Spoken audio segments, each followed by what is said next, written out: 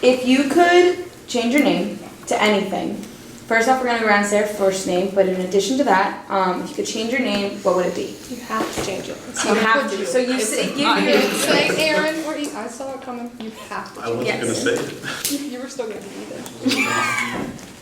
it. Take a second to think, because I know it's pretty. Yeah. So then we'll go this way. Oh. Rich is a cool name. Alright, I'm ready. Do your story. My name is Rich Lee, and if I had to change my name, it'd probably be Logan. Like Wolverine? Yeah. My name's Harrison. If I changed my name, it'd probably be like King Boss or something like that. I like that. My name is Sandy. Can I be torn between two options? Sure. I like the idea of Polly, like a yeah. Well, I was thinking more like Sopranos or something.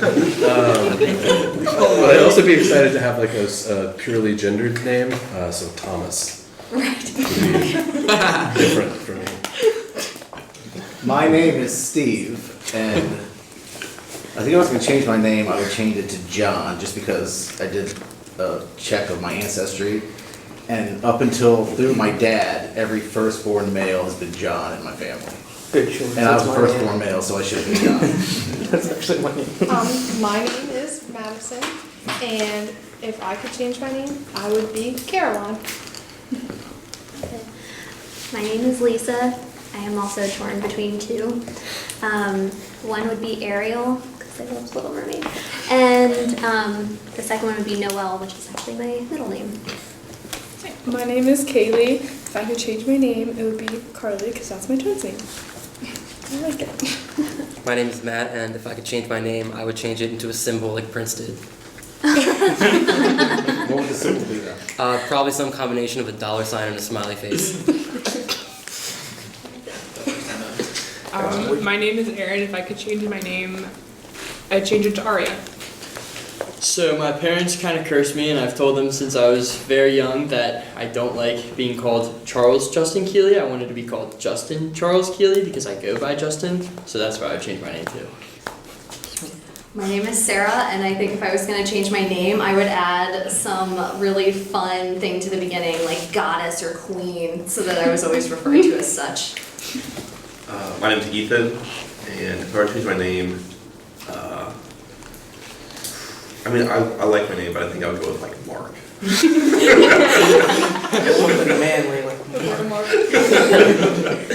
My name is Matt, and if I could change my name, because I'm sophisticated, I would change it to Bartholomew. It's that sophisticated. Yeah. This guy. My name's Kiara, and I'm torn between two. I'd either change my name to Elena, which is my middle name, or Cecilia, which is my grandmother's name. So now, we'd like you all to just take a moment and think about a time when you were walking down the street and you maybe encountered somebody that was begging for change. Just kind of think about it. Remember a time and a place. If you weren't, maybe think about what that scenario would look like. Start with that for a second.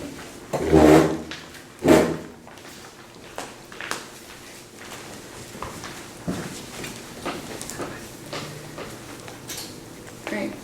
Maggie's going to put an image up on the board. If you want to take a look at it, keep your thoughts in mind.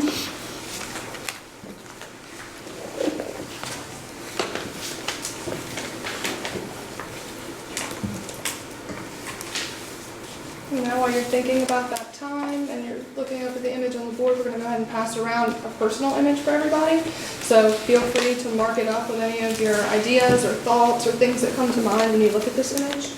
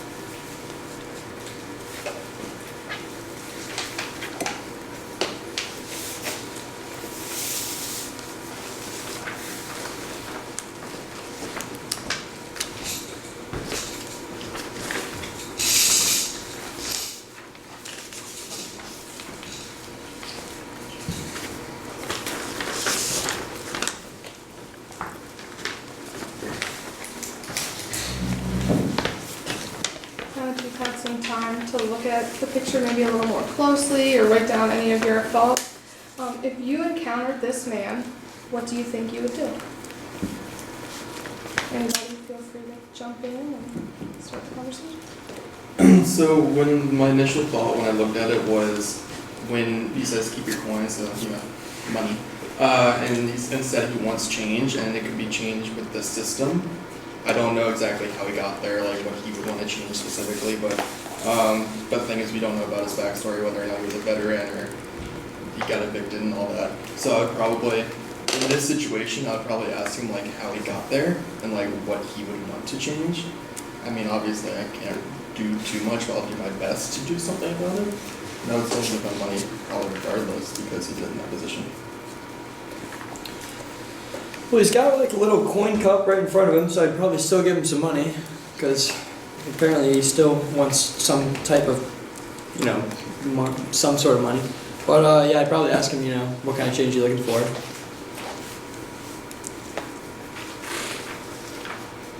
I know for a fact I wouldn't say anything to him, but I would definitely make a mental note of it and think about it. I just know if I saw him in Baltimore, that's exactly what I would do. I think I wouldn't give him money. I'd offer to buy him food. I just make it a habit. People ask him for money. I'll ask them like, "Can I get you food or something to drink, or something like physical I can get to him." But also, just what the image is trying to say, I think is, going off what Matt was talking about as far as perhaps like a change to a system or institution that got him in the spot that he's in now, and more of a discussion on like what he thinks needs to change in that sense. I think the question you had us think about initially swayed our thought process on this, because if I were to see just that picture without you saying, think of a time that somebody begged for money, I wouldn't think that he was a homeless person looking for money. I would say he was protesting something and he wanted a change and he wants a conversation as to what it is.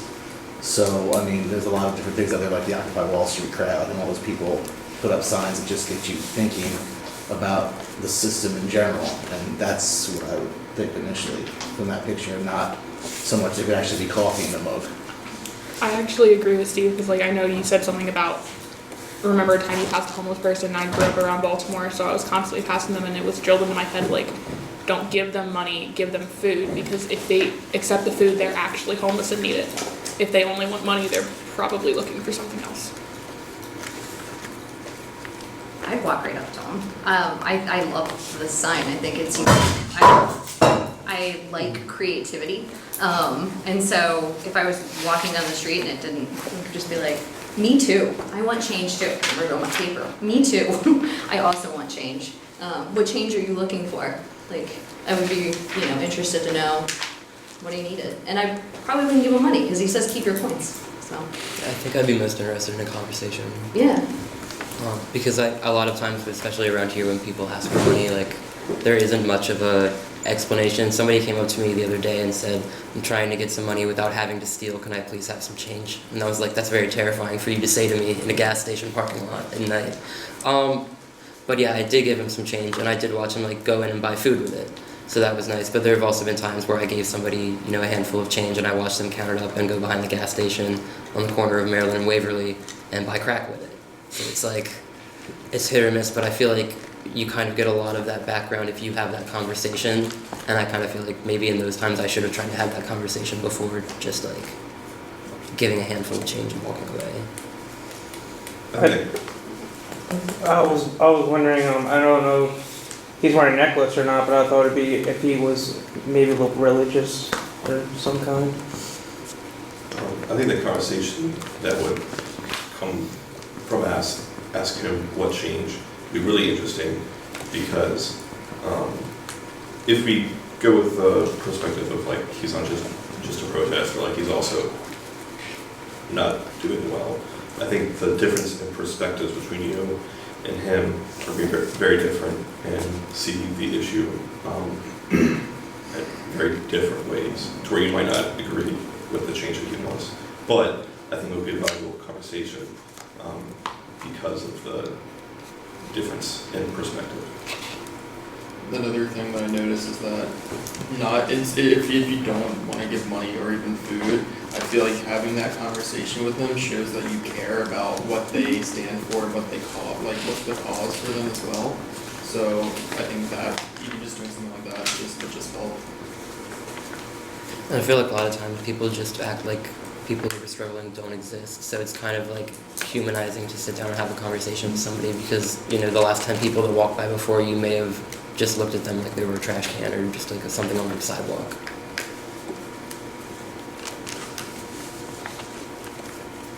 Y'all are really good people. I would probably walk by. I'd say me too. I appreciate the play on word, cool sign, something like that, but that'd probably be where I would leave it. Yeah, I don't know if I would say anything. I'd be thinking to myself, like, I'm with you, but I don't think this is a very effective way, you know?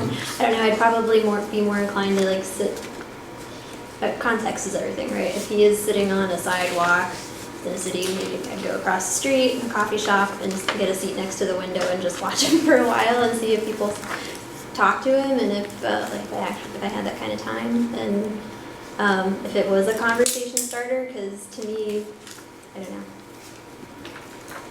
Yeah, the sign would catch my eye. Sorry. The sign would catch my eye because, like, I always like see signs like this. Like, if I'm going home 3 hours away, I see a bunch of stuff. So it's like if I see someone like walking around like the light, and he'll have a sign, I'll like look at that. But I won't pay no mind to it. Like I said, do the same things you just. Kind of just the background. Yeah, I'd read it, stuff like that. I feel like the setting behind this, like the background, if we were able to see that, we might be able to draw some more conclusions about this, but I feel like just this image alone doesn't really help us infer a whole lot about the situation, whether he's protesting or not. Kind of thrown by the title too. I'm gonna see if y'all asked this question about it kind of set us off on one strand, and I don't know who Meek is or what other works he or she has put out. I assume they're very graphic, like Banksy sort of thing like this. But first thing I did with this was cross it out and say demanding change. Because if it's not about money, if it's about systemic level change, I see this as more, I don't know, they should, maybe it's you're going about it the wrong way. Be more active. This is too passive. You need to go demand what you want. Force me to talk to you. Otherwise I can just walk past you.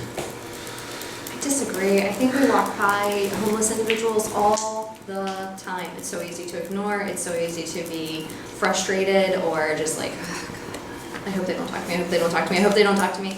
But this is really thought-provoking. I mean, it really made us stop and think like, huh, okay. And I think, you know, we're not often reflective, especially when just randomly walking down the street. And so you have to be exposed to things, and without that exposure, I don't think that you're inclined to do something, but I think that could be thought-provoking enough to maybe try to help change something. And I hope I'm not like getting ahead of anything, but it does make me think from like the scope of an educator a lot, because as a teacher, you know, you have kids in your class that might be homeless or struggling or whatever, and it could be so well hidden that like even the other students don't notice, but you're privy to that information, and like you have to keep that in mind when you're interacting with that student in front of other students, or just in general as far as like being there for your students. I think that situation is a little different as to where like you're able to like sit down and have a conversation with that student. Whereas here, like if you're driving in a car past this guy, you might not even be able to read what his sign says. So there's not even like a thought-provoking part of it if you can't even read what his sign says. If you're just driving by him, he's like on the median on the side of the road. And I think even walking, it is a thought-provoking sign, but I don't think the way it's portrayed there is like, A, how many people make eye contact and actually take the time to read the whole sign. You might see, I want change, and look away, or just not read it at all, and it's not in your face enough to get you to pay enough attention to it to, I think if this guy sat on a corner in any city in this country for a week, you might have 10 people that actually read it and thought about it, just the way it sits. Unless it popped up on Instagram. No, yeah, unless somebody put it on social media and said, followers. yeah. I feel like now I'm kind of kind of torn because I take your point, Sarah. Like, it is thought provoking. I know that I think I instinctively I want action items. Well, I'd go, okay, well then what do we do? You know, what kind of change is there? Do you mean you want change to the the circumstances that put you in this position where you're begging for change? But it is just, I think, important to also plant the seed, even if it's only 10 people, having that seed planted so someone maybe who's never considered systemic change thinks about it for the first time. But we do keep using the language of poverty and homelessness, and we don't know anything about who this person is, right? So I think in the whole idea, this could be me. So if I get fed up with something, this can be my protest. I'm going to do this. Meeting. Yeah, I can see that. Keep your policies. I won't change. It's kind of a luck of the draw protest. You know, you sit on the corner and, you might have, like a couple people who don't really have the power to make change read your sign, but like if you go out and make change and you talk to the people who can make change, then you have a much better chance of actually making change than just, rolling the dice. And that's why the context is key. I mean, was Yeah. he denied a loan and he's in front of his bank? Yeah. Or did he lose his job and he's in front of the business? We don't know any of that. I most definitely think he's homeless, judging by keep your coins, I want change. He's obviously out there on the corner sitting, trying to make a protest of some sort, but I most definitely think he's homeless. It makes me think of a lot of San Francisco. I've never been to San Francisco, but you keep reading about it and just how it's literally the tale of two cities, and like, what could this guy, what path of action does he have if he is in fact homeless? Do you know what I mean? Other than this sign, how can homeless people come together? They don't have the internet, the Twitter. I mean, how could theoretically homeless people come together for change for themselves? It makes me also wonder if like this person is actually homeless or not. Like if, for example, that this person in the picture is actually meek and they're not actually homeless, but they want to change overall. I mean, a different perspective. Like pretending to be homeless. Yeah, but not like actually accepting change or anything, but like Yeah. just kind of a message that change. They want change, hoping that people will join them. I wonder if he's actually alone or if there's other people with him to protest. If there's other people with them, I think it's much easier to make it thought-provoking, because I feel like there's a whole bunch of people, they all have signs, and they all want the same issue. Like what they want to change is much more apparent than just a single person sitting with a sign that says, I want to change. If there's like, he says, I want to change, and there's other people with signs around him talking about like, this is what's like, with a sign that has like what's wrong, what they want to change, and then other people with like, this is how we change it.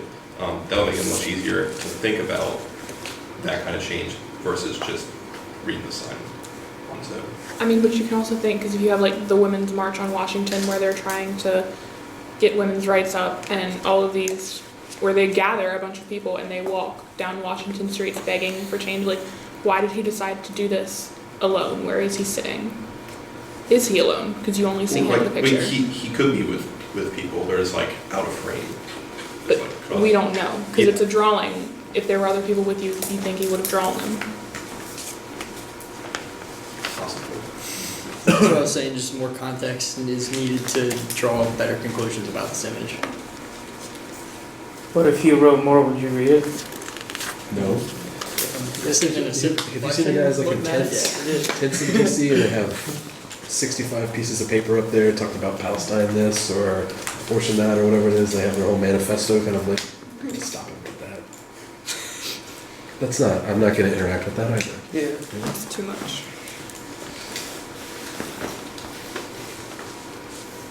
Right, so another question is, we talked a little bit about like protesting and all of that, but based on the image itself, we talked about, is he homeless, is he not? What kind of change is he asking for?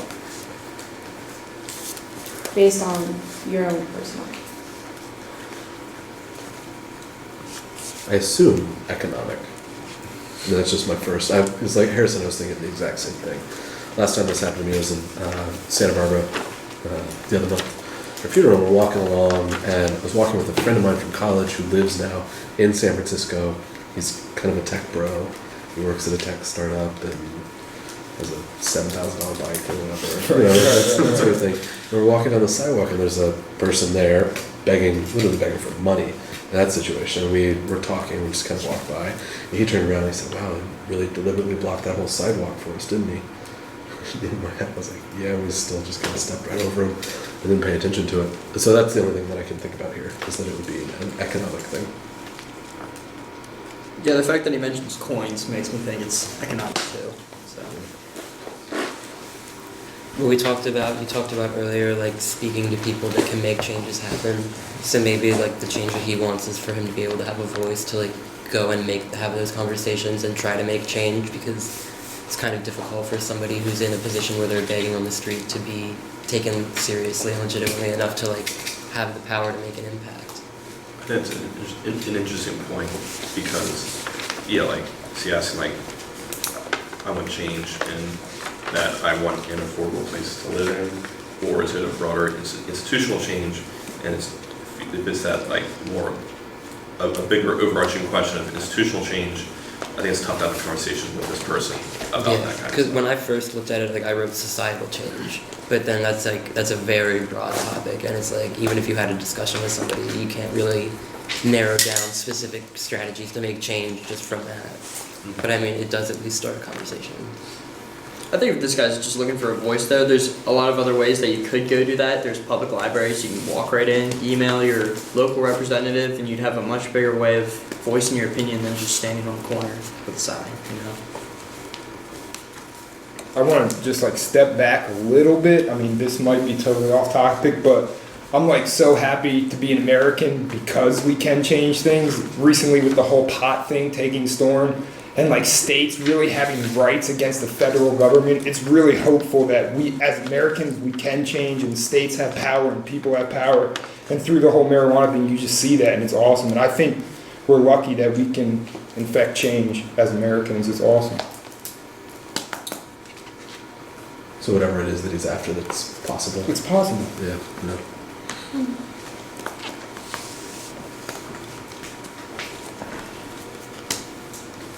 Okay, so thank you guys for a great discussion. To wrap it up, we would just like you to think about for a second maybe what one thing you could do to combat poverty is. Just a little blurb. It doesn't have to be a long, drawn-out explanation, but whenever you're ready, we'll go into some questions. Yeah.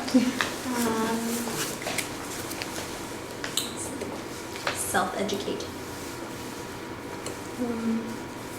Donate. I think being like active in your community. I say being like active, trying to help them. I don't know, I'd just say support them, you know, whether that's donations to facilities or just talk to them too. Advocate. Be open, just listening to them. Be active and keep, like help provide resources for them to further themselves. Don't be scared of them. Be willing to walk up to them and have a conversation. I'd say like contribute to the community. I say become a teacher and really care about your job. Language matters. Not a homeless person, it's a person struggling with shelter or something like that. But I was really taken by Sarah's thing, so not walk by. Something I've always learned, and something I'm trying to teach my kids too, is the whole thing that sticks with me is the think globally but act locally, to put it in perspective. And if everybody did that, then we could all make a change. It's just not too big for one person. We're all in this together. Ironically, Steve just stole mine right before me. I would say to educate yourself and advocate in any way possible, that nothing is too small to make a difference. So, thank you guys. Thank you.